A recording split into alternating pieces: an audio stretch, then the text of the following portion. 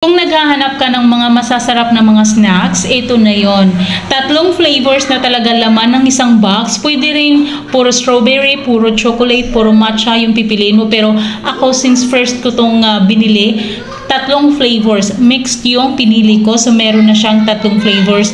Lahat ng flavors dyan, masasarap. Yes, legit talaga na masasarap lahat ng flavors na yan. Kaya kung gusto mo, i-click mo yung yellow basket para maka-order ka. Ang bilis lang din talaga ng kanilang delivery.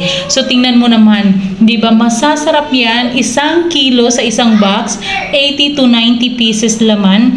At sa amin may nagtitinda niyan. Pwede mo rin talagang ibenta yan. So, may nagtitinda sa amin, lagi yung sold out. Diba? Kasi naman masasarap kung kumakain ka ng cornetto. Ito yung pinakadulo ng cornetto. Pwedeng ilagay sa ref.